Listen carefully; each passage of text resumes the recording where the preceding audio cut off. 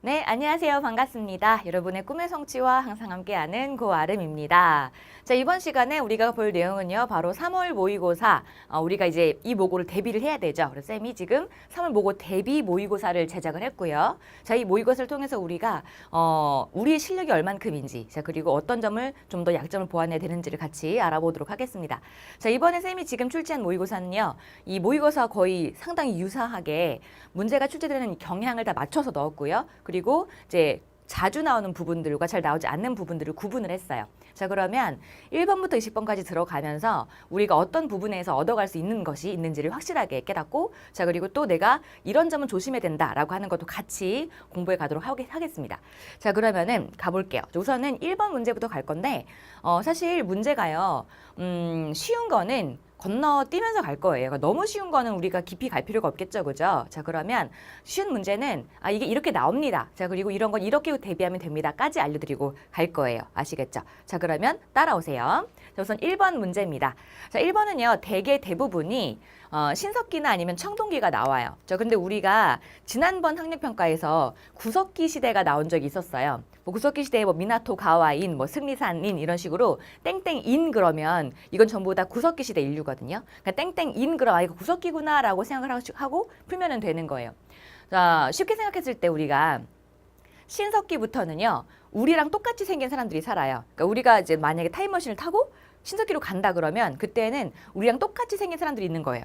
자, 그런데 반대로 조금 더 우리가 타임머신을 타고서 깊이 들어간 다음에 구석기로 간다 그러면 구석기 때는 우리랑 좀 다른 사람들이 살 수 있어요. 뭐 두개골이 좀 더 작고 얼굴이 튀어나오고 좀 더 이렇게 걷는 사람들 있죠. 그래서 그런 사람들이 발견됐을 때는 학자들이 땡땡인 그렇게 붙여요. 그래서 뭐 승리산인 아니면은 뭐 미나토 가와인, 흥수아 이런 식으로 해서 뭔가 인자가 들어간다 그러면 이거는 구석기 시대구나라고 하는 거를 파악하고 풀면 되겠죠. 자, 그러면은 여기를 봅시다. 여기 지금 신석기 시대예요. 밑줄 친 이 지역의 대표적인 유물로 옳은 것은 이라고 돼 있는데, 자, 지금 자료를 보니까는, 자, 포인트. 새끼줄 무늬가 있는 토기가 출토되었다. 새끼줄 무늬. 여러분, 새끼줄 무늬를 자, 새끼줄 승자 쓰고 무늬 문자 써서 승문토기라고도 하죠. 그래서 이 새끼줄 무늬 토기가 발견되었고, 그 다음에 지금 불꽃 모양의 토기도 제작되었다라고 했어요. 자, 게다가 이 지역은 농경보다는 사냥과 어로 채집을 더 많이 한다고 그랬죠. 자, 그러면은 여긴 일본이에요. 자, 일본의 토기는 바로 조문토기니까 답은 4번이 될 것이고, 여러분들이 봤을 때 1번 문제가요, 항상 이렇게 나와요. 그러니까 우리가 뭐 조문토기, 흥산토기, 양사오토기, 다원거우토기 이런 식으로 각각 각 지역의 토기가 어떻게 생겼고, 그다음 그 지역의 문화가 어떠한가를 항상 매칭시킬 수 있는 문제가 나오기 때문에 이런 매칭시키는 부분을 상당히 잘 해두셔야 돼요. 여러분들이 공부할 때, 동아시아사를 공부할 때 가장 먼저 부딪히는 좀 외우기 싫어, 힘들어 하는 부분이 바로 이 부분이에요. 때문에 항상 1번에 나오니까 여기는 잘 익숙하게 봐두시고요. 어떤 토기가 어떤 지역을 대표하는 것인지, 그리고 그 지역의 문화가 어떤 특성이 있는지를 잘 봐두시기 바랍니다. 알겠죠? 항상 1번에 나와요. 신석기 아니면 청동기 이렇게. 자, 그러면 나머지 그림 볼게요. 나머지 역시 일부러 자주 나오는 것들만 가지고 왔어요. 자, 지금 1번에 있는 게 바로 이게 베트남에서 발견되었던 것인데, 베트남의 동선 문화라고 하는 청동기 문화의 청동북이에요. 이건 청동북이고, 그다음 이거는 일본의 야요이 문화라고 하는 청동기 문화의 동탁, 청동방울이에요. 자, 그리고 요것은, 자, 이 얼리터 문화, 중국의 황허강 유역에서 발견되었던 얼리터 문화, 여기도 청동기 문화죠.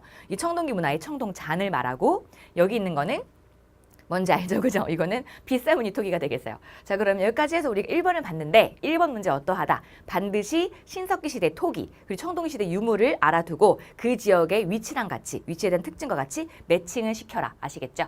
자, 그럼 1번 문제 해결됐고요. 넘어가 볼게요. 자, 2번 문제입니다.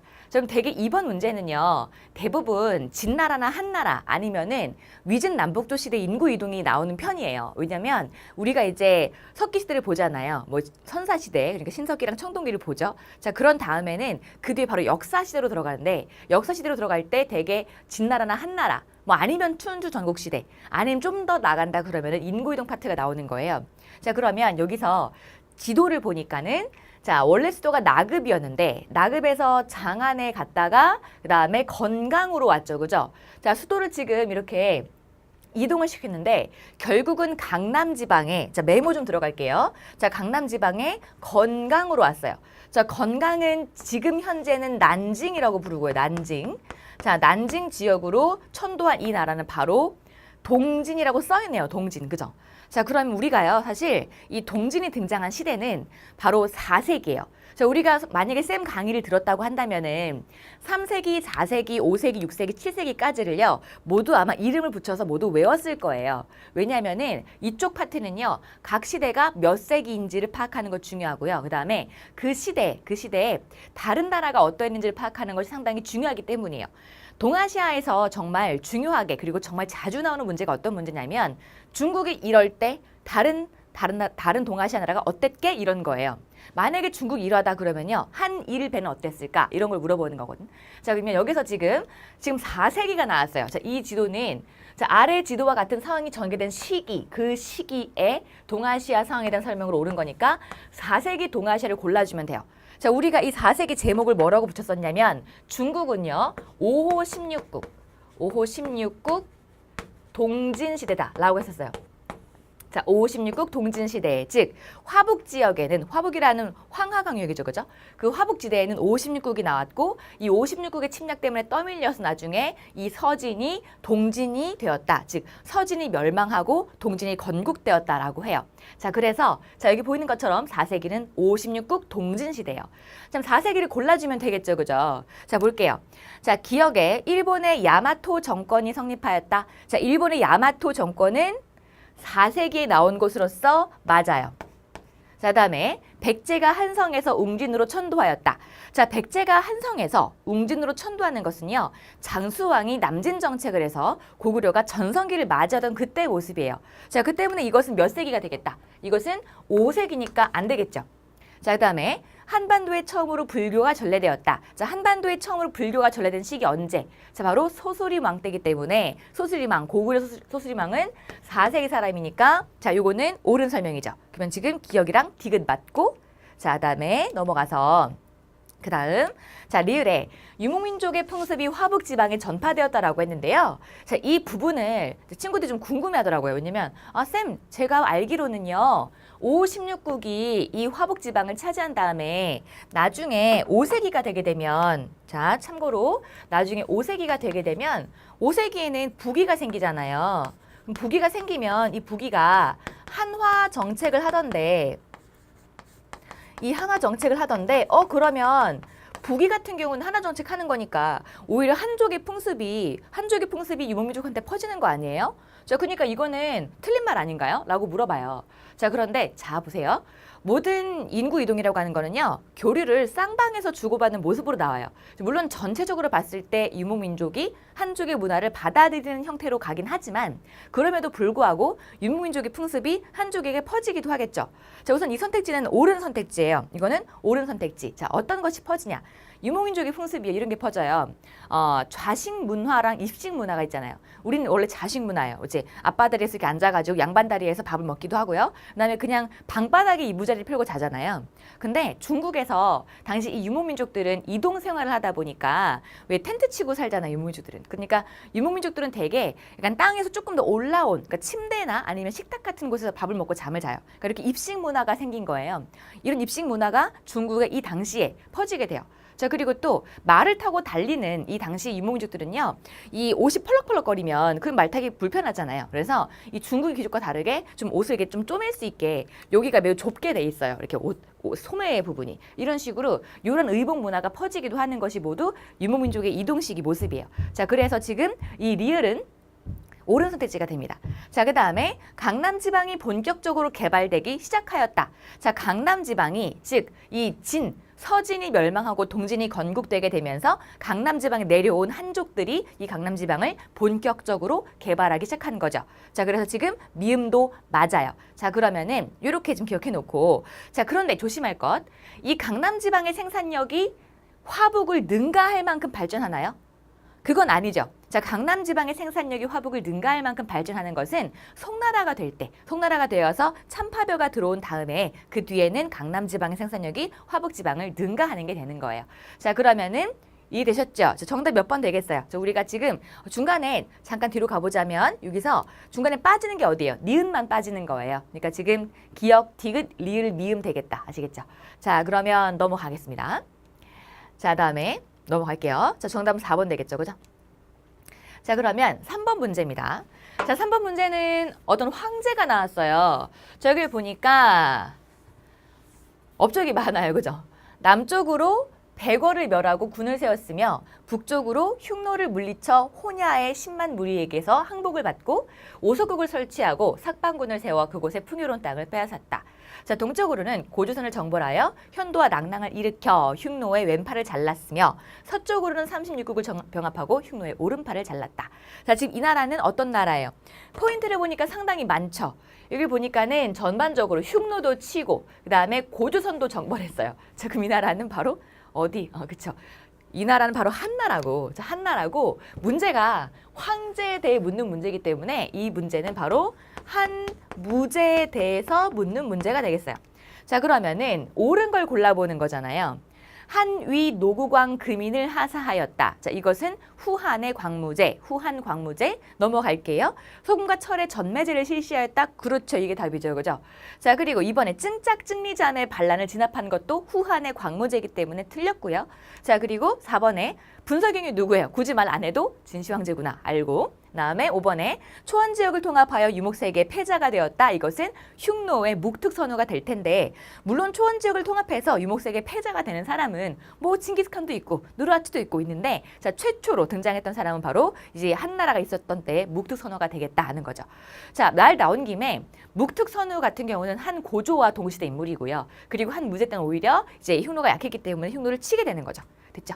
자, 그러면 이렇게 한 무제도 자주 나오는 주제이기 때문에 반드시 잘 봐두시기 바랍니다. 자, 그러면 넘어가서 그 다음 볼게요. 자, 그 다음은 4번 문제입니다. 자, 4번 문제는 여러분 불교가 나왔어요. 자, 불교. 자, 그런데 우리가 불교 문제는 꼭 한 문제가 동아시아에 나와요. 자, 왜냐하면 불교는 동아시아의 공통 문화권 중에 하나이기 때문에 이 불교가 나올 수밖에 없는데 여러분이 조심할 게 뭐냐면요. 불교가 쉽게 나오면 진짜 쉬운데 어렵게 나오면 진짜 어려워요. 자, 왜냐하면 불교는요. 그 시대에 활동했던 승려가 상당히 많아요. 그러면 승려가 나온다 그러면 그 승려의 활동 시기를 물어볼 수도 있고요. 국가를 물어볼 수도 있겠죠. 국가까지는 쉬울 수 있어요. 왜냐면 동아시아 나라가 몇 개 안 되니까. 근데 그 승려가 몇 세기에 뭘 했느냐 물어보게 되면 그때부터 머리가 빠개져요. 그 때문에 몇 세기에 어떤 승려가 있고 어떤 탑이 나오고 어떤 사찰이 만들어진다. 이런 거는요. 꼼꼼하게 봐두기 바랄게요. 자, 우리 개념책이라던가 우리 수업에 보게 되면 중간에 쫙 전체 세기를 정리해서 전체 세기를 정리한 다음에 이 불교의 이 승려 또는 탑 그리고 여러 가지 인물들 승려 탑이나 아니면은 사찰을 모두 정리해뒀죠. 그죠? 자, 불교 파트를 반드시 여러분들이 정리하고 가야 됩니다. 어렵게 나면 진짜 어려울 수 있어요. 자, 그럼 같이 볼게요. 가나다가 나와 있는데 자, 가가 어떤 탑이에요? 자, 이 탑은 대안탑이에요. 대안탑. 몇 세기냐면 7세기. 자, 7세기 현장이 인도에 가서 600권 정도의 불교 경전을 가지고 온 것을 기념 삼아서 만든 게 바로 대안탑이고요. 자, 그 다음에 나를 보면은 자, 이건 바로 우리나라의 석가탑인데요. 불국사 3층 석탑이라고 하는 것이고 신라가 잘 나갈 때, 신라의 통일신라 시기 8세기 신라가 잘 나갈 때 그때 만들어진 거예요. 자, 그다음 이거는 호류사 5층 목탑이에요. 호류사는 7세기 초에 쇼토쿠 태자가 아스카 문화가 발전되었던 시기에 만든 겁니다. 자, 그럼 지금 세 가지가 나왔어요. 자, 1번부터 볼게요. 자, 중국의 불교가 전파되는 것을 기념하여 세워졌다. 자, 아니죠. 여러분 중국의 불교가 전파된 시기는요. 기원 전후한 시기라 그래요. 그러니까 인도에서 비단길을 통해서 불교가 들어가는데 그 시기는 바로 기원 전후기 때문에 요거는 몇 세기라고 했어요. 이게 7세기라고 그랬죠. 그래서 맞지가 않아요. 자, 그다음에 2번에 7세기 건립되었다. 7세기 아니고 언제라고 그랬죠? 8세기 신라가 전성기일 때 잘 나갈 때. 자, 그 다음에 자 3번에 아스카 문화의 발전을 보여줍니다. 그렇죠. 쇼토쿠 태자 시기에 아스카 문화가 상당히 발전했고요. 이 아스카 문화라고 하는 것은 고구려, 백제, 신라로부터 불교를 받아들인 다음에 자, 그 뒤에 아주 융성하게 발전한 모습을 보여주는 거예요. 물론 이 일본이 불교를 수용한 것은 백제를 통해 수용했다고 하는 것이 아주 가설이 강해요. 자, 그렇지만 아스카 문화는요. 백제 문화뿐만 아니라 고구려, 백제, 신라 그리고 가야 문화까지 모두 수용을 하게 되면서 발전하게 되는 거예요. 자, 이것은 쇼토쿠 태자 시기의 아스카 문화 발전을 보여주는 호류사 5층 목탑 그리고 호류사. 자, 이것을 보면 아 호류사가 나왔구나라고 하는 것도 같이 파악할 수 있겠죠. 그죠? 자, 그럼 넘어가 볼게요. 자, 그 다음에는 4번. 자, 가나 선종의 전례를 계기로 세워졌다. 자, 선종이라고 하는 것은 6세기에 만들어졌고요. 선종은 6세기에 만들어지게 되었고, 선종이 우리 한국에 전파됐던 시기는 9세기 때쯤이에요. 그러니까 신라가 왕위 쟁탈전 하던 시기. 자, 그리고 일본 같은 경우는 가마쿠라 막부 시기에 이 선종의 전례가 되죠. 자, 그리고 5번에 나다 내부의 승려의 사리를 안치하였다라고 했는데, 내부의 승려의 사리를 안치하는 것은 탑이 아니라 부도 또는 승탑이라고 불리는 자그마한 탑이에요. 자, 선종이라고 하는 것이 퍼지게 되면, 자, 선종이라고 하는 것이 퍼지게 되면 승려의 사리를 안치하는 부도를 만들게 되죠. 자, 근데 이것은 선종적인 측면, 그러니까 좀 더 귀족적이지 않고 서민적이고 참선을 강조하는 모습이 등장하게 되면서 퍼지게 되면서 보이는 모습이에요. 자, 그러면 여기까지 되셨나요? 자, 그러면은 넘어가 볼게요. 자, 그 다음은 5번입니다. 자, 밑줄 친 세력에 대한 설명으로 옳은 것은 그랬어요. 자, 지금 우리가 보는 이 파트는요, 바로 일본의 무사 파트예요. 그러니까 우리가 왜 챕터 중에 3단원 가게 되면은 사대부와 무사라고 하는 것이 나오잖아요. 그 사대부와 무사에서 특히나 무사의 비중이 많은 국가가 바로 일본이에요. 그러니까 그럴 수밖에 없겠죠. 그 일본에 대한 모습이 여기 나와 있는 건데, 자, 일본에서는 가마쿠라 막부부터 해서 무사들이 등장하죠. 자, 볼게요. 자, 지금 조정에서는 간신들의 말만 믿고 부당하게도 막부 토벌 명령을 내렸다. 그대들을 슈고 지토로 임명하고, 뭐라고요? 자, 슈고 지토로 임명하고 또 조상 대대로 전해온 토지 지배권을 보장해 주신 미나모토노 요리토모의 공의 은혜를 어찌 잊을 수 있단 말인가 라고 했어요. 자, 보니까 그대들을 슈고 지토로 임명했대요. 자, 슈고 지토로 임명을 받는 사람들은 바로 이런 사람들이에요. 자, 체크할게요. 자, 적어 넣으세요. 고케닌들이에요. 고케닌. 자, 고케닌은 누구냐면요. 자, 적어보세요, 여러분들. 자, 원래 쇼군이란 사람이 일본의 최고 우두머리잖아요. 그죠? 자, 그럼 쇼군이 고케닌을 임명해요. 고케닌은 어떻게 임명하냐면 고케닌에게 봉토를 줘요. 땅을 줘. 봉토를 주고 그다음에 그 자들에게 이제 충성을 맹세를 받는 거죠. 그럼 이제 이 고케닌들은 쇼군을 위해서 뭐 궁궐도 지어주고 싸움이 터지면 싸움도 해주고 여러 가지 노역의 종사도 해주고 이런 식으로 이 쇼군을 위해서 거의 모든 걸 다 합니다. 자, 그러니까 이 둘 사이 관계는 봉토를 매개로 한, 즉 토지를 매개로 한 주종 관계가 형성이 되는 거예요. 이 고케닌들은요, 쇼군과 직접적 관계를 맺고 있는 사람들이에요. 자, 그러면 그 아래는 누가 있냐? 고케닌도 누군가를 부릴 수 있겠죠. 그죠? 내 밑에 무사가 있어야 내가 일을 할 거 아니야. 그럼 이 고케닌들은 자기 밑에, 자, 개닌들을 둬요. 개닌은요, 여러분 이렇게 생각하세요. 개닌 나부랭이 이렇게. 개닌들은요, 그냥 쇼군과는 관계가 없는 좀 하급 무사, 아주 낮은 계급의 무사들이에요. 자, 그러면 이 고케닌들 중에서 누가 임명되는 거냐면 슈고와 지토가 임명되는 거예요. 자, 슈고는 지방에 파견된 치안을 담당하는 무사들이고 지토는 지방에 파견되어서 토지를 담당하는, 토지 관리를 담당하는 무사들이에요. 자, 왜냐면 쇼군은요, 내가 중앙에 있어요. 중앙 막부에 있죠. 그러면 모든 지방을 통치해야 되는데 그 모든 지방에 내가 정말 잘 믿는, 내가 정말 나 아주 끈끈한 관계가 있는 사람들을 지방에 보내야 그 지방이 잘 통솔되겠죠. 그러니까 나와 직접적 관계가 있는 사람들을 보내는 거예요. 자, 고케닌들 중에서 슈고와 지토를 임명하는 거니까 이들은 바로 고케닌이 되겠죠. 그럼 정답 몇 번이야? 쇼군과 주종 관계를 맺었다. 이렇게. 자, 그러면 추가적으로 쇼군은요, 어떤 사람을 쇼군이라고 하냐면은, 써볼게요. 자, 정의대장군이라고 하는 사람을 쇼군이라고 그래요. 그러니까 일본 역사에서 정의대장군 그러면 다 쇼군이에요. 근데 이걸 누가 임명해 주냐면 천황이 임명해 주는 거예요. 천황이 이 정의대장군을 임명을 해주면 이 정의대장군은 쇼군으로서의 지위를 가지고 이제 사는 거죠. 물론 천황은 실권이 없어요. 그러니까 명예만 있기 때문에 내가 천황으로서 이 쇼군을 임명해 줌으로써 그자에게 내 권력을 주었다라고 하는 뭐랄까 그냥 뭐 명예 혹은 뭐 그냥 뭐 명분 이런 정도만 가지고 있을 뿐, 그럴 뿐 이제 사실상 힘을 가지고 있는 거는 쇼군이죠. 자, 그리고 여러분 약간 여담인데요. 이걸 알면 좋아요. 잘 보세요. 지금 여기서 미나모토노 요리토모가요, 가마쿠라 막부를 세운 최초의 쇼군이죠, 그죠? 근데 미나모토 요리토모가 천황한테 정의대장군 칭호를 받아요. 받은 다음에 그 뒤에는 이 가문, 얘네 가문에서만 쇼군이 나오는 것을 정통으로 봐요. 그러니까 우리가 쇼군 그러면 뭔가 힘이 엄청 센 사람이니까 뭐 힘만 세면 다 힘 잡는 거지 뭐 이렇게 생각할 수 있는데 일본 역사에서는요. 미나모토노 가문의 사람들만 웬만하면은 이 쇼군 자리를 할 수 있다라는 식의 그런 전통이 생기게 돼요. 나중에 무르마치 막부가 나오죠. 무르마치 막부는 아시카가 다카우지가 만들었는데 아시카가 씨 역시 거슬러 올라가게 되면 얘네 가문이 나오는 거야. 그러니까 결국 얘네의 뭐랄까 얘네의 한 뭐 이제 반개 혈통인 거지. 그리고 나중에 에도 막부가 나오죠. 에도 막부는요 나중에 이쪽 가문 족보를 위조해가지고 그걸로 자기네가 이쪽 가문인 것처럼 해서 칭호를 받습니다. 그러니까 결국은 일본 역사에서 쇼군이라는 사람들은 대개 이 가문의 혈통이어야만 되는 그런 암묵적인 뭔가 있었던 거지. 자, 여튼간에 자 그래야만 이렇게 이 칭호를 받는 거야. 요거를. 답은 1번. 자, 그럼 나머지 볼게요. 5대 10국의 여러 나라를 건국하였다. 자, 이것은 뭐다? 요거는 바로 절도사. 그다음에 홍건적과 왜구를 격퇴하며 성장하였다. 홍건적과 왜구를 격퇴한 건 신흥무인 세력. 한국에 있는 거죠. 정의 대장군이 되어서 정권을 장악하였다. 이거는 쇼군이잖아. 틀렸지, 그지? 자, 그리고 교정도감을 권력 핵심 기구로 삼았습니다. 이거는 바로 최충원이나 최우와 같은 이 고려의 무인들을 말하는 거예요. 무신정변 이후의 최씨 집안을 말하는 거지. 자, 그럼 정답은 1번이 되겠어요. 오케이. 자, 그러면 넘어갑니다.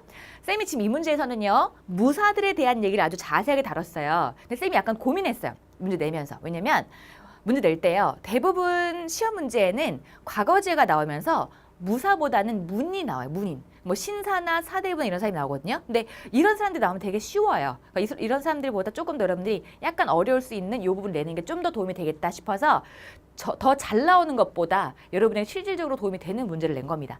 아시겠죠? 자, 그럼 넘어갈게요. 6번입니다. 자, 고대 동아시아의 율령체제. 자, 중원 왕조의 율령체제 형성 이렇게 돼 있어요. 자, 보니까 진, 한, 수, 당 쭉 나와 있고요. 동아시아 각국의 율령체제 수용이라고 돼 있는데 자, 아래 보니까 신라가 국학을 설치한 게 나와 있죠. 자, 여기서 봤을 때 자, 가에 들어갈 내용으로 적절한 것은 그랬는데 자, 동아시아가요. 율령이라고 하는 것을 만들고 이것이 전체 동아시아에 퍼지게 되죠. 그죠? 자, 근데 이걸 어떻게 수용하느냐의 부분을 고르는 거예요. 자, 주자감 설치한 거 어떻게 설치했죠? 원래 당나라가 만들었던 국자감을 본받아서 발해가 주자감을 세우는 것이고, 그죠? 저 그러면은 어쨌든 이거 발해 거니까 안 되겠어요, 그죠? 그다음에 군국제 도입. 자, 군국제라고 하는 것은 봉건제와 군현제가 절충이 돼 있는 거기 때문에 이 중앙 집권적인 것을 추구하는 율령과는 사뭇 다른 부분이 있어요. 이건 안 됩니다. 이건 틀렸어요. 그냥 이거는 율령을 받아들인 것도 아닌 거야. 알겠지? 이거 율령을 받아들인 것도 아닌 거야. 왜? 봉건제가 끼어있기 때문에 그래. 알겠지? 그다음에 3번 이성육부제. 이성육부제는 고려의 중앙제도예요. 자, 그런데 고려가 아니라 일본이니까 이성육부 제도는 중국의 율령을 받아들인 것이 맞는데 고려니까 안 되는 거예요. 틀렸어요. 다음에 자, 독서 삼품과 시행. 자, 이것도 마찬가지로 율령체제 안에 있는 과거제를 본받아서 뭔가 능력주의 관련 임명제도를 만들어 볼까? 능력주의 시험제도를 만들어 볼까? 이런 차원에서 나오게 된 것이지만 일본이니까 맞지가 않아요. 정답은 5번 다이호 율령 이게 되겠죠.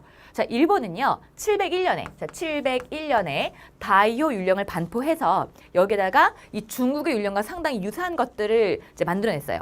이 안에 보게 되면 이관팔성제도와 같은 것이 있는데 이관팔성은 대표적으로 중국의 삼성육부를 본받은 중앙제도죠.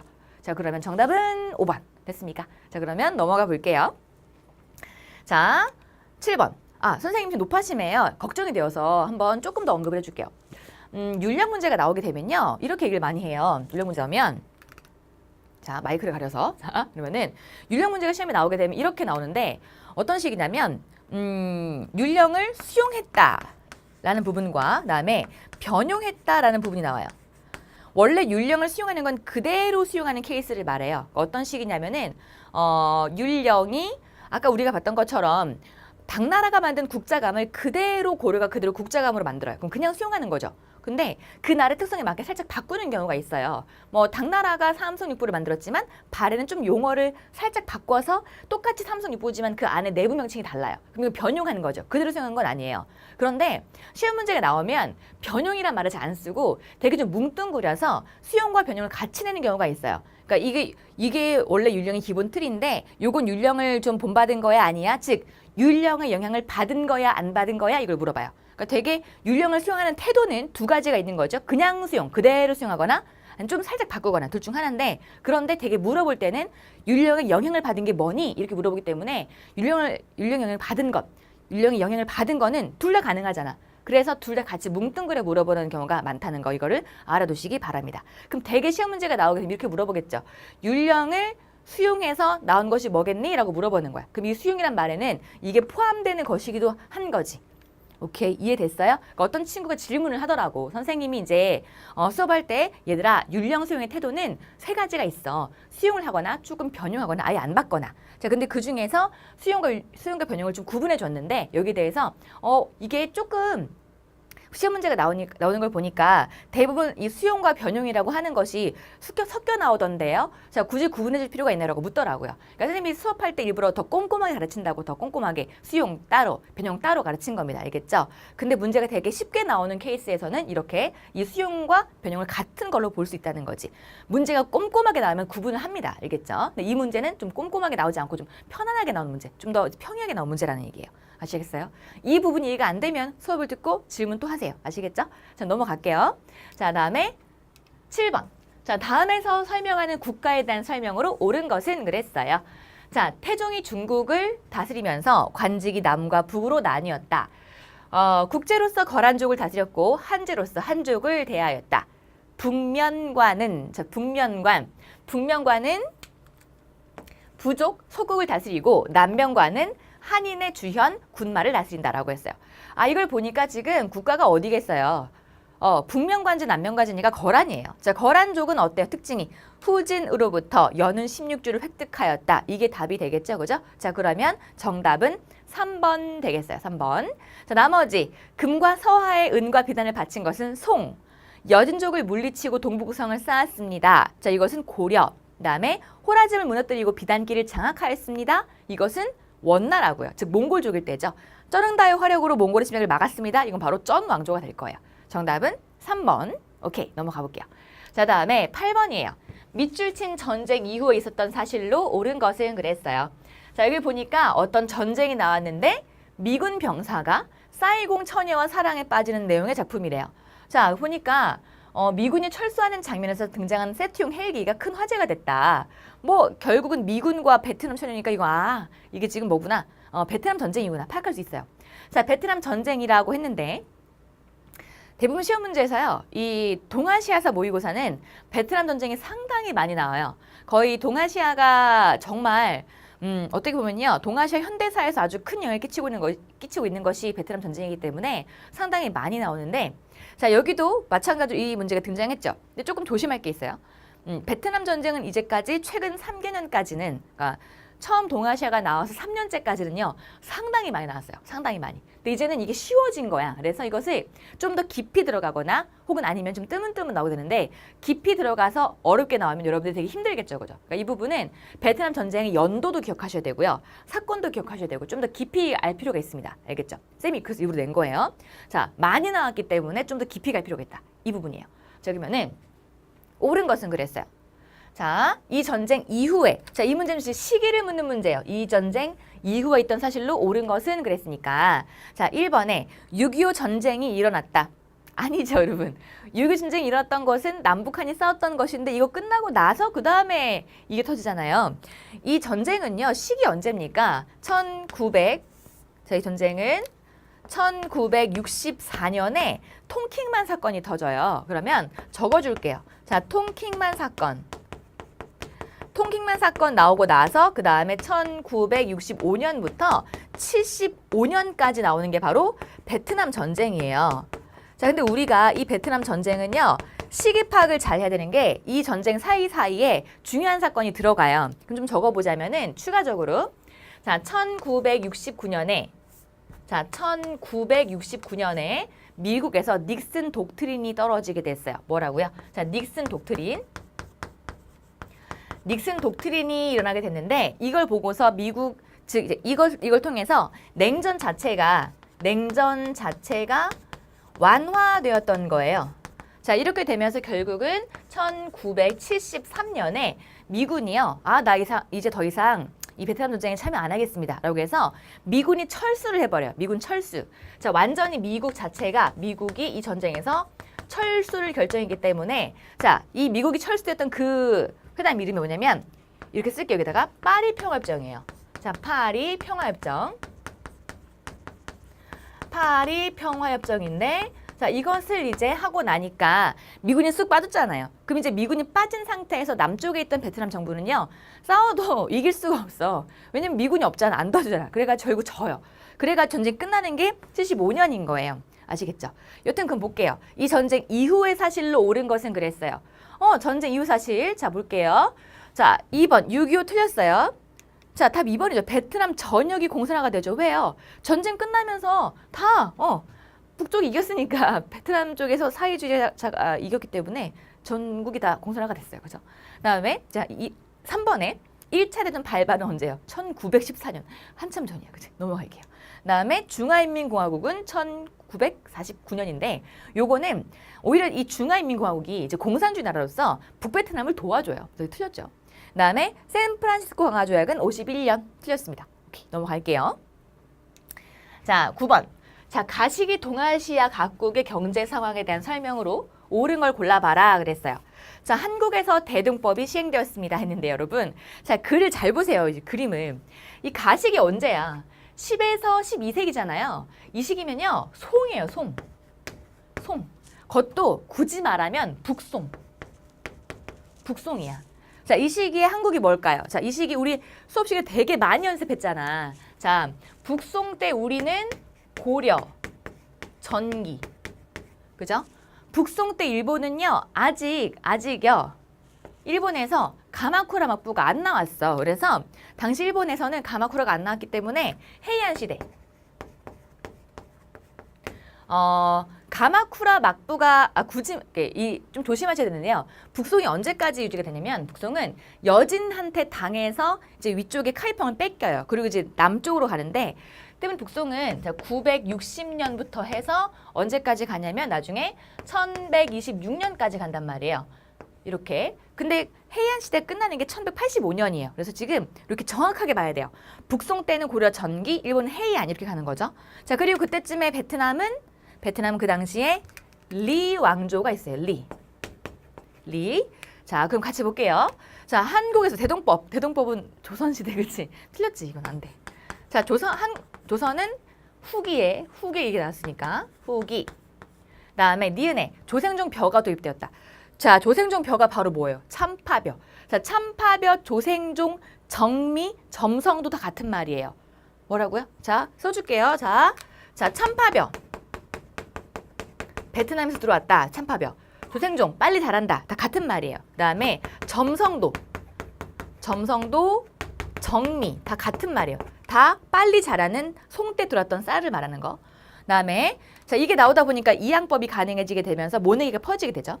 자, 일본에서 장원이 크게 증가했습니다. 자, 장원은 어떤 걸 말하는 거예요? 장원은 소농이 아니라 장원 공경제 하에서 농민들이 묘슈한테 연공을 바치고 이 묘슈가 자기 주인인 이 자기 주의 국사의 향사들한테 연공을 또 바치면서 다소 마치 이 중세 유럽에 농노가 있는 것처럼 거대한 장원이 무사들의 주도로 이끌어지는 걸 말해요.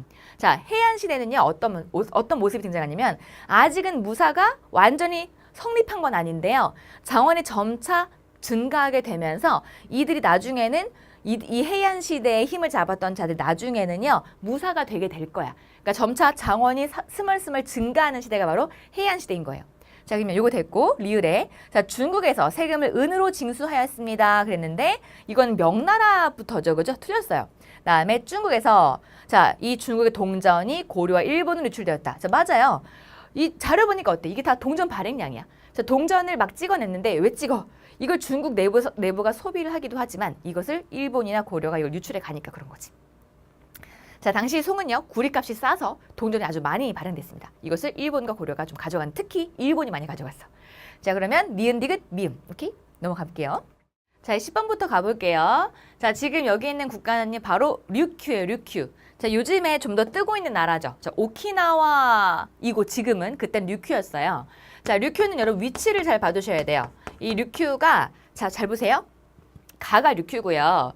지금 요거 있죠, 요거 조그만한 거 이게 지금 타이완이에요. 자, 그리고 요 위에 여기 잘 보여요? 자, 이게 뭐냐면은 지금 영토 분쟁이 일어나고 있는 센가쿠 열도예요. 그러니까 센가쿠 열도하고 류큐하고 그다음에 타이완은 구분할 수 있어야 돼요. 알겠죠? 자, 그러면은 자, 옳지 않은 걸 골라보라 그랬어요. 자, 이 나라는 14, 16세기 명과의 조공무역을 중심으로 일본, 조선, 동남아시아 각국을 잇는 중개무역을 했대요. 자, 맞아요. 자, 류큐는 언제 떴다? 자, 이 나라는 14, 16세기에 매우 번영했던 나라였어요. 자, 그러면 1번. 맞아요. 나하가 수도였고요. 사스마번이 침공하였습니다. 네, 맞아요.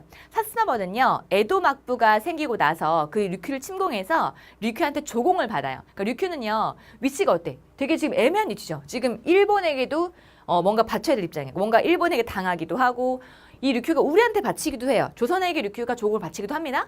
그다음에 중국에게도 바쳐요. 그러니까 이제 여기서 자, 사스마번이 침공을 해서 류큐한테 조공을 받아가지고 오는 거야.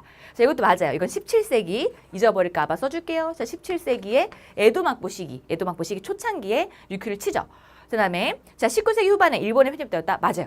류큐는요, 강화도 조약을 체결한 지 3년 뒤에 일본이 여기를 먹어버렸어요. 그래서 지금 오키나와가 된 거죠. 언제라고? 자, 류큐는 강화도 조약, 우리가 강화도 조약을 체결을 당해서 일본에게 불평등하게 열잖아요. 그 시기에 이 일본이 류큐를 침공해서 완전히 그냥 차지해버려. 지금 오키나와가 된 거는 19세기 후반인 거지. 우리가 강화도 조약을 일본에게 당할 때 그때쯤이에요. 자, 그러면은 이거 모두 맞아요. 그다음에 4번. 명과 일본 사이에서 중개 무역을 하였다. 즉 류큐는 양쪽 다 조공을 바치면서 그들 사이에서의 무역을 연결해 준 거지. 맞고요. 다음에 정성공이 전개한 반청운동의 중심지가 타이완이에요. 타이완 어디 있어요? 요거 오케이. 자, 그러면은 넘어갑니다. 자, 이 문제 포인트는 타이완, 다음에 류큐 그리고 센가쿠 열도를 구분하셔라는 거예요. 아시겠죠? 자, 넘어갑니다. 자, 11번. 가 제도에 대한 설명으로 옳지 않은 것은 그랬어요. 자, 여기 보니까 뭐가 나느냐? 자, 출세 지름길이래. 능력을 중시하는 관리 선발, 귀족사의 변화, 전시, 사대부, 신사층, 과거제예요. 과거제. 그죠? 자, 과거제도에 대한 학생들의 설명으로 자, 옳지 않은 것을 골라봐라 그랬어요.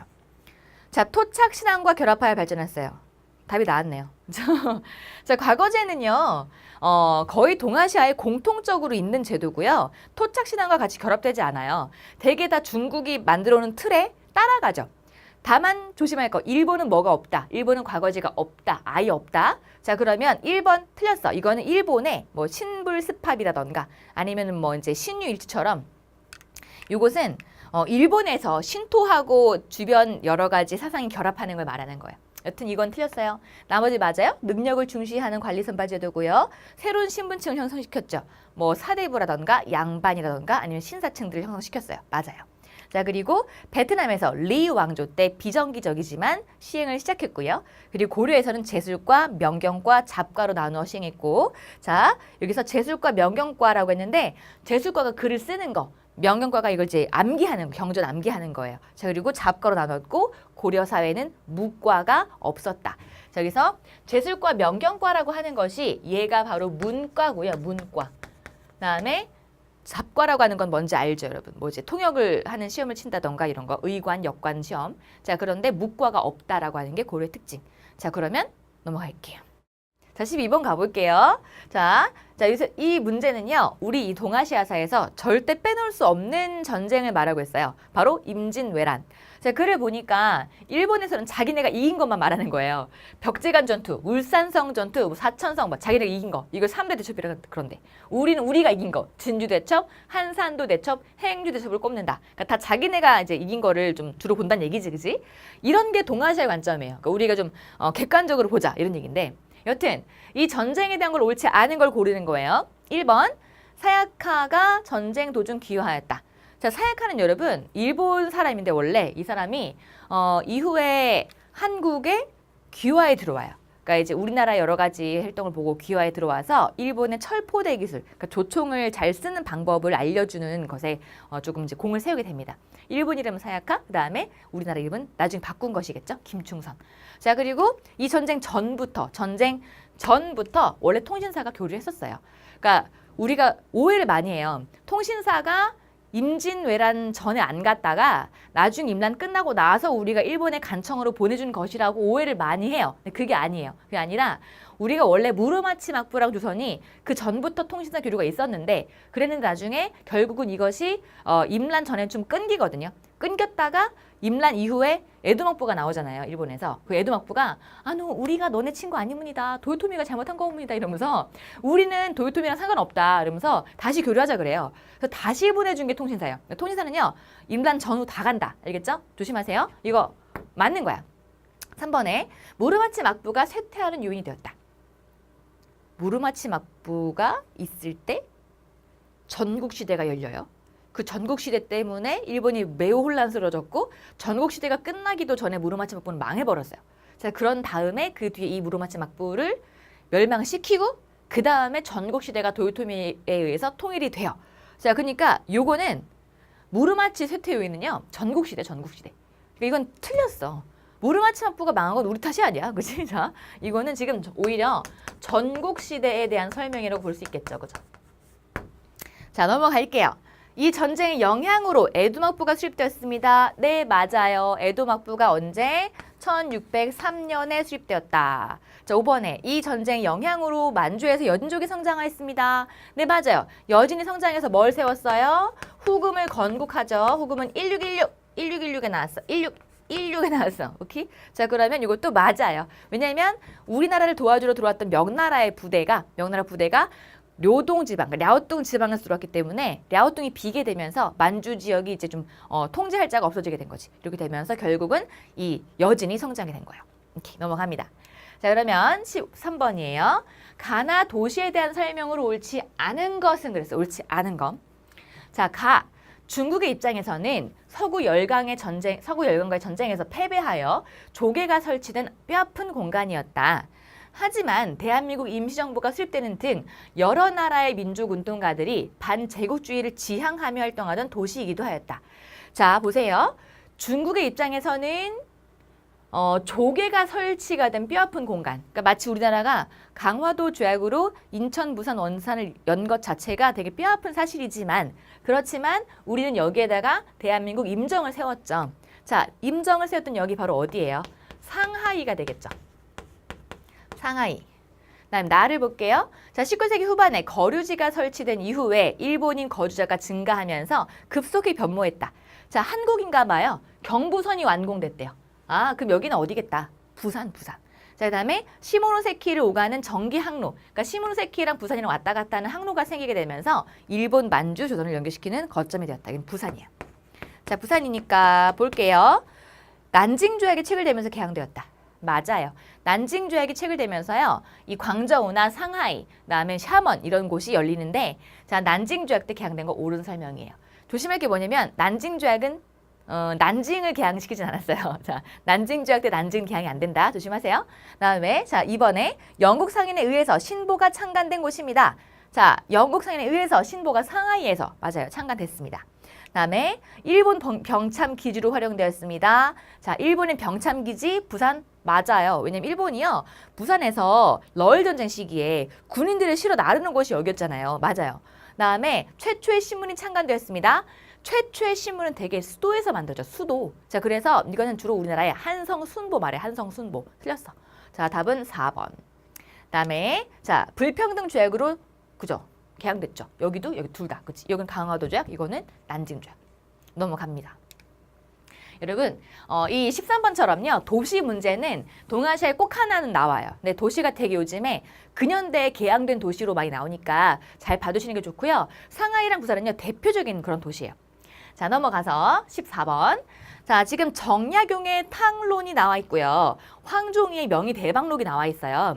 이 글을 보게 되면요. 되게 이 당시부터 이런 생각을 했구나 이런 느낌이 들어요. 같이 읽어볼까요? 천자는 손님이고 천하 만민이 주인이다. 천하는 만민을 위하여 있는 것이지 그 반대는 아니다. 천하가 우리 같은 만민을 위해 있는 거래. 자, 그러면서 그런데 역대 천자는 천하를 마치 개인 소유물처럼 알고 포악한 정치를 하였다. 이러한 천자는 마땅히 혁명으로 추방돼야 된다. 허, 세상에. 아니 이게 지금 이 시대에 나온 거 맞아? 자, 되게 특이하죠? 그러면서 이러한 천자는 마땅히 추방돼야 되고요. 신하는 만민을 위하여 관리가 된 것이므로 천자든 신하든 이름만 다를 뿐 실상은 다 우리를 위해서 만민을 위해서 봉사하는 것이다. 이런 차원의 이야기예요. 여러분 이것은요.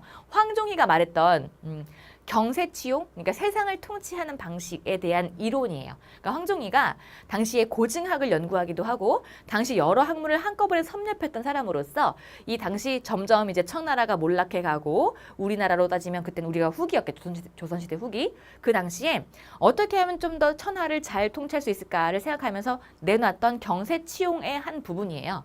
자, 그리고 마찬가지로 정약용도요. 이렇게 말했어요. 천자란 무엇 때문에 있는 것인가? 하늘에서 천재를 공중에서 내려보내는 것인가? 아니면 땅에 솟아난 것인가? 그러면서 천자란 민중이 추대하여 되었으니 또한 민중이 추대하지 않으면 될 수 없다라고 해서 천자의 자리는 민중이 만든 것이다 라고 말하고 있어요. 자, 이렇게 지금 정약용도 마찬가지로요. 좀 더 다른 모습의 통치 형태를 이야기하고 있는 거죠. 자, 이것은 모두 청말, 조선시대 후기 이 시기에 사회가 변화되면서 나온 이야기예요. 자, 그럼 이것의 배경은 무엇일까? 유학교육이 확대가 되면 이런 거 나와요? 아니요. 유학은 완전 충성을 강조하는 거예요. 그죠? 틀렸어요. 자, 이것은 오히려 과거제가 도입된다고 뭐 고려시대? 우리로 따지면 그죠? 그 다음에 중국은 수나라? 이럴 텐데 안 되겠지. 자, 다음에 니은 학문의 객관성과 실용성에 대한 관심이 증대됐다. 그렇죠. 우리가 학문을 왜 하느냐? 학문은 세상을 잘 통치하고 자, 그리고 또 더 객관적으로 실용적으로 우리가 이용하기 위해서 하느냐? 라는 것이 확대가 되다 보니까 이런 게 나와요. 맞습니다. 다음에 디귿에 자 성리학 위주의 학문이 비판을 받아요. 맞아요. 성리학이 워낙에 사회 변혁에 이용이 잘 안 되고 성리학이 좀 더 도태가 되고 형식적이 되니까 이걸 반발하면서 이런 게 나오게 된 거죠. 맞고요. 다음에 리을은요. 이민족의 침입을 받으면서 막아내면서 민족적 자긍심이 커졌다. 이민족의 침략을 막아내면서 민족적 자긍심이 강조가 되는 것은 오히려 원나라가 막 침공을 하면 우리가 막아내고 뭐 쩐왕조가 막아내고 이러잖아. 그치? 그럼 일본에서의 신국의식의 성장, 쩐왕조에서의 대월사기, 우리 한국의 뭐 단군계승의식 이런 걸 말하는 거야. 틀렸죠. 그죠? 답은 니은 디귿 넘어갑니다. 다음에 자 15번이에요. 자 가나 대기근이 끼친 영향으로 옳은 것을 보기에서 골라봐라 그랬어요. 자 우리나라에서 1670년과 1671년, 17세기 후반이죠. 이 시기에 이 가기근이 있었어요. 이 가기근은 바로 경신대기근이에요. 적어볼게요. 이 기근은 경신대기근이다. 경신대기근. 자, 다음에 밑에 보니까요. 일본에서는 자 1783년과 이 시기에 봄과 여름에 기근이 있었는데 이거는요. 이 기근은 바로 텐메이 기근이에요. 텐메이 기근. 텐메이 기근. 이 기근은 나 기근이 되겠죠. 나 기근. 자, 그러면은 볼게요. 자, 이것의 영향을 물어보는 거예요. 그럼 한국에서는 살기 힘드니까 청나라 곡물을 수입해다 먹어야지. 한국이 없는데, 그치? 곡물이 없잖아. 맞아요. 이거는 수입할 계획을 세워서 우리가 해결을 해요. 자, 그리고 니은에 고구마와 감자가 전래가 됐다? 고구마 감자는 여러분 16세기 무렵에, 그러니까 16세기 후반에 임란 시기 그때쯤에 도입이 돼요. 자, 그러니까 이거는 상관이 없어요. 그다음에 도시로 이주하는 빈민이 늘죠. 왜? 먹고 살기 힘드니까. 맞아요. 그다음에 연해안을 중심으로 개투가 빈번했다. 개투라고 하는 것은 중국에서 중국의 농촌에서 마을들끼리 싸우는 걸 말해. 왜냐면 농지가 부족하니까 마을들끼리서 싸워서 농지를 막 빼앗는 거야. 자, 이건 중국 거, 청나라 거 말하는 거야. 틀렸어요. 자, 그러면 답은 기억 티귿 넘어갑니다. 자, 16번 같이 가볼게요. 자, 지금 여기 보니까 가나 발표 사회식이라 그랬어요. 여러분, 가가 일단 뭔지 읽어볼게요. 여러분들이 이 글을 보게 되면은 되게 쌤 이거 무슨 말이 이래요? 뭐 주어 서술어가 안 맞는 것 같아요. 막 이래요. 근데 그게 그럴 만한 이유가 있어요. 같이 읽어보자면 자, 짐은 그대들 국민과 함께 있고 항상 이해를 같이 하고 휴척을 나누고자 한다. 짐은 바로 일본의 천황을 말해요. 천황이 짐과 그대들 국민 사이에 유대는 시종 상호와 신뢰의 경외에 맺어진 것으로서 단지 신화와 전설에 의해 생긴 것이 아니래요. 즉 너와 나의 관계, 국민과 천황의 관계는요 신화랑 전설로 연결된 게 아니래요. 그냥 상호 신뢰일 뿐 신화 같은 게 아니라는 얘기죠. 자, 그러면서 천황을 살아있는 신으로 여기는 것도 이것도 결국은 다 가공의 관념이래요. 천황은 신이 아니래. 그럼 신이 아니지. 뭐야, 그죠? 인간이지, 그죠? 자, 이게 뭐냐면 1946년에 1월 달에 발표가 된 천황의 인간선언이에요. 천황이 나 인간이요 라고 인정한 거예요. 그럼 지가 인간인지 뭐냐? 그죠? 자, 여튼간에 이걸 인정한 거야. 인간이라고. 이제까지 신이었거든. 여튼간에 이게 일본이 히로시마 빵, 나가사키 빵 폭탄 맞고 망했잖아요. 그 다음에 일본이 전쟁에 졌으니까 이런 정도 처벌을 받은 거야. 이게 뭔 처벌이니? 그지? 열받네. 자, 문제 풉시다. 나를 보자면 일본과 각 연합국 전쟁 상태는 현 조약이 시행된 날부터 중지가 된다.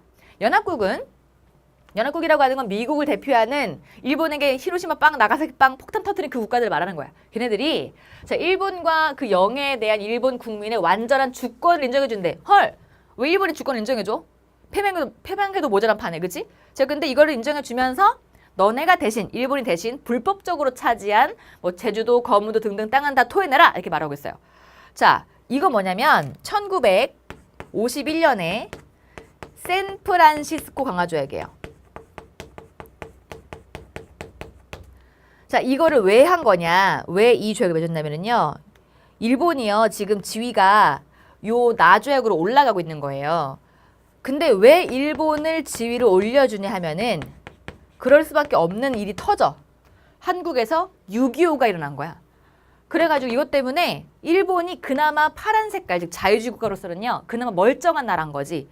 동아시아가 뭐 중국, 뭐 소련, 뭐 베트남 거의 다 이제 사회주의가 쳐들어오는데 일본은 그나마 멀쩡한 파란색 국가잖아. 자유주의 나라잖아. 그러니까 일본을 지켜주겠다고 하면서 일본을 이제 최후의 보루로 삼기 위해서 일본의 지위를 올려주는 거야. 아, 열받네. 자, 그러면 답은 지금 일단 옳지 않은 거니까 일단 이거 맞아요. 자, 그 나머지 볼게요. 대한민국 정부가 수립되었다. 맞아. 봐봐. 보세요. 우리 정부가 나온 게 1948년이에요. 그쵸? 한국은 48년에 45년 8월 15일에 해방된 다음에 48년 8월 15일 나라가 나오죠. 그죠? 그러니까 요 사이 우리는요, 되게 많은 혼란을 거쳤어. 뭐, 이제 신탁통치 반대 운동도 하고요, 미소공동위원회도 하고요, 모스크바 삼성의 결정사항을 뭐 지지한다고 막 말을 하기도 하고 이러면서 혼란을 막 겪다가 결국 48년에 나라가 나오잖아. 그지? 자, 그러니까 이거는 맞아. 넘어가서 신헌법이 제정되었다. 자, 신헌법이라고 하는 것도 마찬가지로 자, 1946년에 인간선언 이거 하고 나서 그 다음에 일본에서 평화법 나오는 거야. 이건 전쟁하지 말자라고 하는 일본의 법이에요. 맞아요. 자, 한미상호 방위조약 체결되었다. 이게 틀렸지. 자, 한미상호 방위조약은 한국에서 6.25 끝난 다음에 휴전하는 거죠. 끝났다기보다 휴전. 6.25가 휴전된 다음에 그 뒤에 이승만 대통령이 부탁을 해, 미국한테. 제발 미군이 우리 좀 지켜주세요. 미군이 나가버리면 북한 또 쳐들어와요. 그래가지고 이제 주한미군이 이 조약에 들어오게 되죠. 이건 전쟁 끝난 다음이니까 1953년 7월 27일에 휴전 이후를 말합니다. 자, 답은 4번. 자, 중국의 중화인민공화국이 나왔다. 이거 아까 언제라 그랬죠? 아까 나왔던 거야. 49년에. 자, 그러면 이렇게 해서 우리가 풀어봤고요. 넘어가서 17번 볼게요. 자, 여러분 이 문제는 항상 동아시아 시험 문제가 나오면 절대 빠지지 않고 심지어 2개 정도는 나오는 아주 잘 나오는 부분인데 쉬워요. 여기가 여러분, 자, 분라쿠라고 하는 일본의 전통 인형극이에요. 근데 이 분라쿠, 가부키, 우큐에는요, 일본의 에도 막부의 서민 문화, 즉 조닌 문화로 아주 유명해요. 그럼 에도 막부 때 우리 뭐야? 조선시대의 후기. 일본은 자, 에도 우리 후기, 청은 중국은 청, 그다음에 베트남은 후기 내왕조부터 해서 웅변에 걸쳐 있어요. 자, 그럼 그때쯤에 동아시아가 어떠냐 이거야. 자, 그럼 지금 일본은 에도니까 에도일 때쯤에 우리가 뭐냐? 우리 판소리 유행해요. 중국은 홍루몽이 인기를 끌었어요. 일본은 난학, 국학, 과학이 발전했어요. 베트남은 자, 수상 인형극이 나왔어요. 맞아요. 다 서민 문화예요. 전부 다. 서민들의 문화하고 그다음 그때 당시 유행했던 학문 나왔죠. 근데 쯔노 문자가 등장한 건 언제야? 쯔누 문자가 등장한 시기는 언제인데 이거는 베트남의 쩐 왕조 시기니까 안 되지. 만약에 시험 문제 쯔누 문자로 소설이 쓰여졌습니다. 쯔누 문자로 서민들의 문학이 쓰여졌습니다. 그러면 이건 맞아. 근데 서민들 문화가 아니라 쯔누 문자가 그냥 나오기만 한 건 쩐이에요. 오케이. 자, 그러면 넘어갈게요. 자, 답은 5번. 18번 가볼게요. 다음 항해를 추진한 왕조 그랬어요. 자, 정화 나왔네. 정화는 영락제의 명을 받아 대규모 선단을 이끌고 항해했다. 정화가 나왔으니까 나라가 어디예요? 명나라예요. 자, 그러면 명의 문화 교류에 대해서 물어보고 있는 거지, 그지? 자, 그럼 볼게요. 자, 1번에 고려만국 전도를 제작한 인물을 검색한다. 자, 고려만국 전도는 누가 썼냐면은 마테오 리치가 명나라 후기에 들어와서 세계 지도를 번역해 가지고 온 것이 이거죠. 자, 그러면 1번이 맞아. 그럼 나머지를 볼게. 소현세자와 교류한 예수의 선교사가 누구야? 아담 샬. 근데 아담 샬은 청나라 사람이잖아. 안 돼요. 그다음에 청나라에 들어간 사람이지. 물론 아담 샬이 명후기도 있지만 청에서 활동했어요. 틀렸어요. 자, 교황의 사절단이 중국에 방문한 이유. 교황의 사절단은요, 원나라 때 중국에 방문해서 원의 칸한테, 원나라 칸한테 개종하라고 하나님 믿으라고 막 권유했었어요. 틀렸고요. 그다음에 원근법을 전파하고 원명원을 지은 인물은 바로 카스틸리오네고, 카스틸리오네는 청에 들어갔어요. 카스틸리오네. 제주에 표착한 표류기를 저술한 인물, 이건 조선이죠. 조선. 조선의 하멜. 틀렸지? 답은 1번입니다. 여러분들, 자, 이 문제는 서양 세력이 동아시아에 들어와서 어떤 영향을 주었는가를 물어보는 문제인 거예요. 자, 서양인들을 꼼꼼하게 묻는 문제가 작년 9평에 나왔었어요. 자, 그런 문제는 또 나올 수 있으니까 잘 봐주시기 바랍니다. 자, 다음에 19번입니다. 다음 선언이 발표될 당시라 그랬어요. 자, 순원 선생이 강연하고 있어요. 유럽인을 이용하여 아시아를 침략할 일본이 어찌 아시안이랄 수 있습니까? 일본은 한국의 시위 군중에 대한 무차별 진압을 중단해야 합니다. 그리고 한국의 독립을 인정하고 만주와 산둥의 이권도 즉시 중국에 돌려주어야 됩니다. 라고 그랬어요. 자, 그러면 만주와 산둥의 이권을 돌려주어라. 한국의 독립 인정해라. 자, 이거 지금 무슨 운동 때 나올 법한 이야기예요. 자, 5.4운동 때 나올 만한 이야기지. 그럼 이게 있을 때쯤에 다른 동아시아 어때? 우리가 뭐 했어? 3.1운동 했잖아. 그러니까 영향을 받은 거지. 답은 2번. 나머지 외몽골 지역에서 독립선언이 발표되었다. 외몽골 지역은 여러분 1911년 신해혁명 때 그때 독립을 선포했었어요. 그다음에 베트남 민족운동가가 동유운동한 거는 러일 전쟁할 때쯤에 일본을 배워보자 라고 했던 거야. 이건 대개 1905년 무렵이니까 안 되고. 장제스가 주도하는 국민혁명군이 북벌을 단행했습니다. 자, 요것은요 1926년부터 북벌을 시작해서 28년에 끝나요. 이거 다음이야. 그 다음에 자, 임시정부가 나온 거는 1919년이 맞아. 이때 자 4월 달쯤에 나오거든요. 근데 국민당 정부의 지원을 받게 된 거는 윤봉길의 의거 이후야. 그래서 이거는 1932년부터인 거지. 오케이? 자, 정답 나왔나요? 자, 우리가 지금 근현대사에서 이렇게 중국과 한국의 교류는 상당히 중요하니까 이쪽 파트는요, 더 심화적으로 보셔야 돼요. 3월 모의고사에서는요, 이게 어렵게 안 나올 건데 나중에 좀 어렵게 나올 수 있으니까 꼼꼼하게 봐두셔야 됩니다. 아시겠죠? 자, 마지막 문제 갈게요. 가 국가에 대한 설명으로 옳지 않은 것은 그랬어요. 자, 평화적 여야 교체가 일어났다 했는데 자, 지금 가 국가가 어디입니까?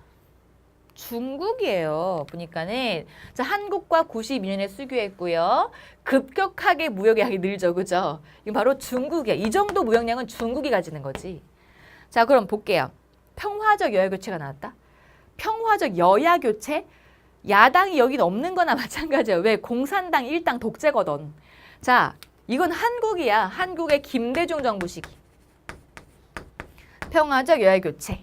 자, 그래서 지금 1번이 틀렸고요. 자, 물론 얼마 전에도 우리가 여야 교체가 있었죠. 그죠? 근데 되게 교과서에 나오는 건 이때가 나와요. 김대중 시기. 자, 이번에 경제개발 5개년 계획. 쌤 이거 한국 거잖아요. 자, 중국도 있어요. 중국도 있잖아. 마오쩌둥이 대약진운동 전에 53년부터 5년 동안 5개년 개발 계획을 했어요. 잘 안 됐지. 그러니까 나중에 더 연결해서 대약진운동 하는 거야. 그다음에 정치 민주화를 추구하는 운동이 바로天安門 사건. 자, 난 넘어가서 대약진 운동을 통해 경제성장했고 덩쇼핑이 나와서 개혁개방하면서 경제가 산 거지. 그치? 오케이, 여기까지 됐나요? 자, 여러분들, 자, 지금 쌤이 모의고사를 쭉 한번 같이 봤는데요.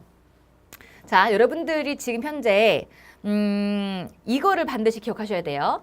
아마 개념 진도가 다 안 나갔을 거예요. 그래서 이 부분을 여러분이 잘 공부를 하셔야만 뒤까지 진도가 잘 나갈 거거든요. 그러니까는 개념 진도부터 먼저 빨리 빼세요. 중간에 진도 빼다가 나중에 지쳐가지고 멈추지 말고 끝까지 다 한번 돌리고 나면 안 보이던 게 보여요. 그러니까 궁금한 게 생기면 좀 멈추고 이거 뭐지 막 파고드는 것보다 그것도 물론 좋지만 한번 쫙 돌리고 나면 더 넓은 게 보이거든요. 그러니까는 여러분들이 공부를 할 때 너무 세밀한 부분에만 집중하지 말고 일단 역사니까 전체를 다 봐라. 알겠죠? 자, 그러면 수고 많으셨고요. 3월 모의고사에서 좋은 점수 거두시기 바랍니다. 감사합니다.